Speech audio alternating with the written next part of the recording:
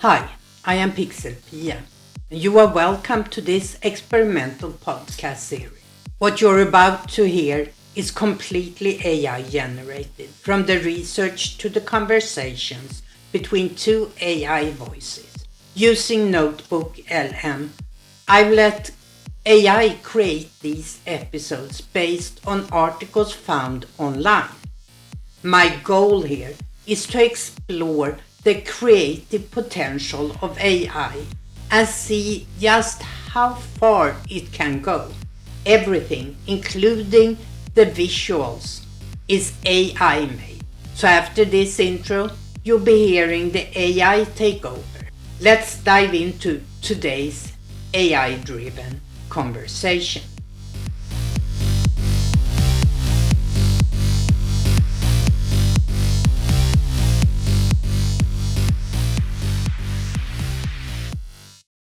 All right, everyone, let's dive into some really cool stuff happening right now with Midjourney.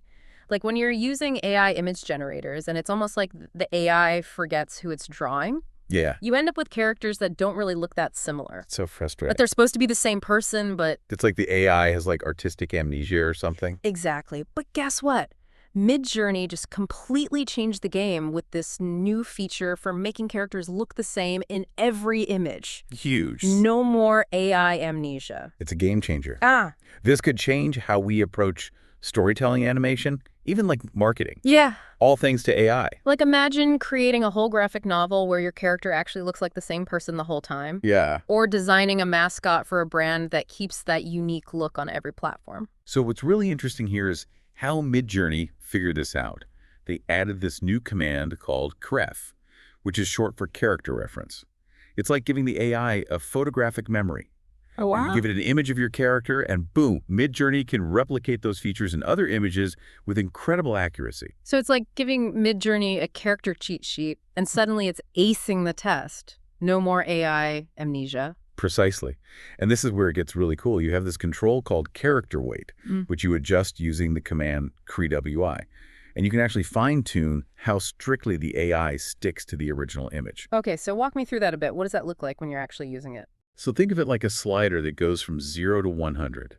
At 100, Midjourney basically becomes a clone stamp. It copies every single detail from your reference image. Right.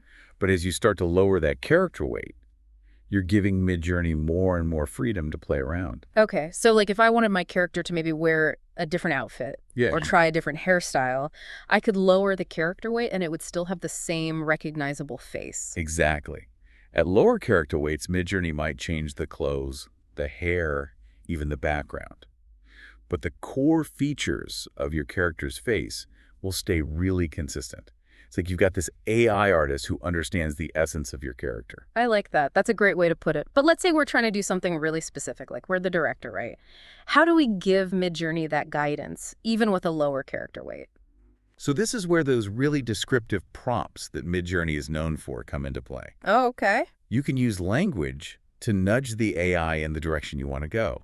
Instead of specifically telling it a whole new outfit, try saying something like wearing comfy clothes or wearing casual clothes. Interesting. Or for a different hairstyle, you could say hairstyles for relaxing instead of being super specific. Oh. You're just giving it a little bit of direction. So you're like whispering suggestions to the AI muse instead of handing it a strict to-do list. Exactly. I like it. So let's talk about those reference images for a sec. What makes for a really great reference image? Quality over quantity. Like a high-resolution, well-lit image is your best bet. It's like giving Midjourney a blueprint to work with. And don't forget, it's not just about what they look like physically. Try to find a reference image that captures your character's personality too. Oh. Are they playful, adventurous, a little mischievous? Interesting. Midjourney can actually pick up on those subtle nuances. So if I'm going for like a wise, experienced character, I probably shouldn't use a reference image of them goofing off at a costume party or something. Exactly. You want that image to say, this is who this character is. Yeah. The clearer your starting point, the more amazing your results are going to be. And don't be afraid to get a little creative. Some experts even recommend making a character sheet with different poses and expressions. Oh, cool. So you're giving it a full range of emotions to work with. That's a great tip. What about if you want to get even more complex than that? Can we have multiple consistent characters in the same image? For sure. One really good way is to actually use an image with multiple characters as your reference. Interesting. So let's say you have a picture of your main character shaking hands with their quirky sidekick. You can actually feed that whole image into Midjourney using that Coref command. Oh, wow. So if I wanted those same characters, but maybe they're like having a tense moment over a chessboard, Midjourney would be able to pull them from that image and put them in this new scene. Exactly. Yeah. Yeah. And here's a pro tip. Use those descriptive prompts to give Midjourney a little extra help so it doesn't mix up the characters. Okay. You could say something like, the main character on the left leans forward with a determined look while the sidekick nervously taps their foot. Oh. It's like you're giving the AI stage directions. I like that. So we're being really specific. We're really painting this picture with words. Can you mix and match character consistency with different art styles, though? Now you're speaking my language. One of the best things about this feature is that it works really well with different art styles. Really? Imagine you make this character in a photorealistic style, and then suddenly you can see them as a gritty comic book illustration. Wait, give me an example. Okay, so let's say you have your character, but you want to tell a more lighthearted side story. You can use that same reference image, but just add something like in the style of a Pixar movie to your prompt. Whoa. So I could have this character reimagined in all these different styles. That opens up so many possibilities. I know. And it's not limited to those broad styles. You can get really specific with your prompts. We saw people doing amazing stuff like as a 1950s pulp sci-fi comic or in the style of a vintage travel poster. Wow. Midjourney can do it. That's incredible. You mentioned style reference earlier. Is that different from this whole character reference thing? Great question. So character reference, or Coref, is all about copying those specific character features. But style reference, which uses asref, is about capturing the overall vibe of a different image.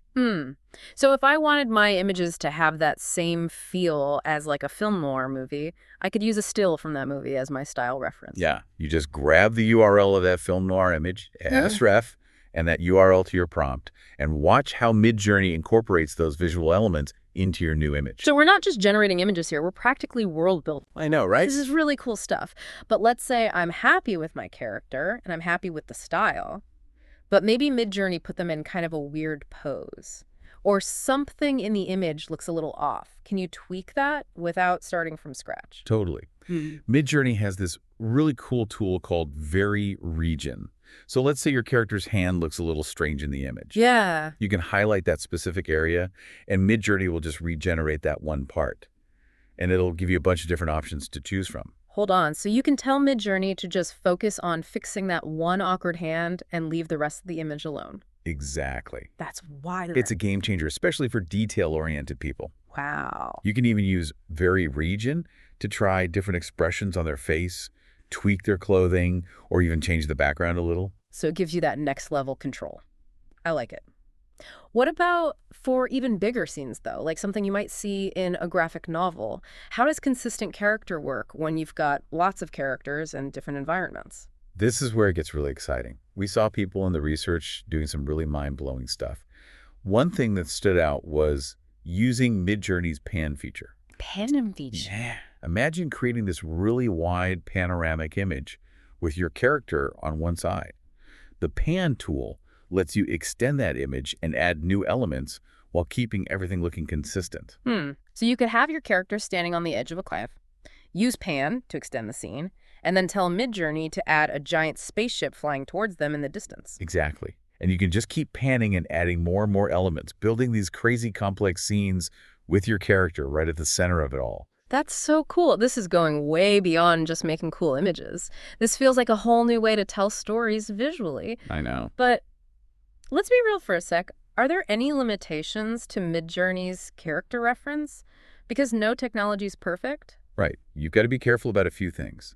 For example, Midjourney's character reference seems to work best with images that were originally created with Midjourney. Okay. If you try using a photo of your dog as your character reference, you might get some strange results. So no turning your pet goldfish into the next comic book hero just yet. Not yet. But what about more specific details? Yeah. Does character reference capture absolutely everything about my character? That's another area where there's definitely room for improvement. While Midjourney is amazing at getting the overall features and style of a character, it doesn't always get those really tiny details quite right. Okay. Complex patterns on clothes or really intricate jewelry might not look perfect every single time. So if my character has a really specific tattoo, it might not look exactly the same in every image. Right. Think of it like this. Midjourney is focused on capturing the essence of your character, not being a pixel-perfect copy machine. Oh. So it's more about capturing the spirit of the character, which is still pretty amazing when you think about it. It really is. And if you're really specific about those tiny details, you can always use those descriptive prompts that we talked about, or even the very region tool to fine-tune them. True. It's like having this whole toolbox to really fine-tune your art. True. It's like having this whole toolbox to really fine-tune your art. It really is. And if you're really specific about those tiny details, you can always use those descriptive prompts that we talked about, or even the very region tool to fine-tune them. True. It's like having this whole toolbox to really fine-tune your art. It really is. And if you're really specific about those tiny details, you can always use those descriptive prompts that we talked about, or even the very region tool to fine-tune them. True. This entire deep dive has been incredible. We've gone from this problem of inconsistent characters in AI art to this whole new world of possibilities. And the best part is this is just the beginning. Imagine where this technology could go. We're already seeing people doing some really incredible things with consistent characters, from graphic novels to animation and even marketing materials. Like everyone can be a visual storyteller now. Right. And as this technology gets even better, we could see even more intuitive tools, maybe even AI that can generate full-blown animations with consistent characters. Can you imagine? It's crazy. That's mind-blowing. All right, so before we wrap up and let everyone run off to create their own AI masterpieces, let's do a quick recap of those key takeaways. Okay. So first and foremost, that new Coref command is your best friend. Absolutely. Find that perfect reference image, grab the URL, add it to your prompt with Coref, and you're good to go. Yeah, and don't forget about character weight. You can use key W to fine-tune how closely you want Midjourney to stick to that reference image. Right. If you want to change things up, just dial down that way. And of course, choosing a really high-quality reference image is super important. Yeah, think high-resolution, clear, something that really shows off who that character is. Exactly. And don't be afraid to get super specific with Midjourney. Tell it exactly what you want. Definitely. Yeah. And if you need to tweak anything, that very region tool is a lifesaver. It really is. And if you want to play around with different artistic styles, that's where style reference and Hasref come in. For sure. This has been a really cool deep dive, but let's leave our listeners with one final thought to ponder. If we can have this level of character consistency in AI art now, what does that mean for the future of storytelling in general? That's a great question. Like, think about it, animation movies, even video games. Yeah, we're already seeing little hints of it now. Yeah. AI characters in games that respond to your actions. Animated stories being created entirely with AI. As this technology gets even more advanced, who knows what we'll be able to create. It feels like we're on the edge of something really transformative. So to all of you listening, get out there, experiment, play around, and see what incredible stories you can bring to life. The future of AI art is waiting.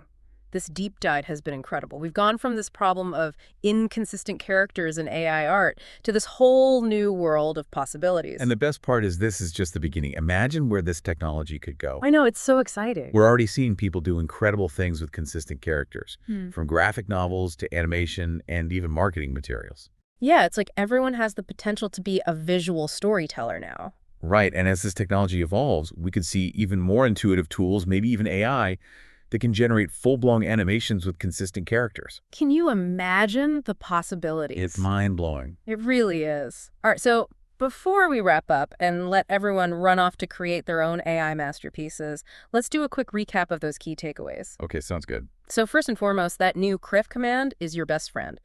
Find that perfect reference image, grab the URL, add it to your prompt with Coref, and you're good to go.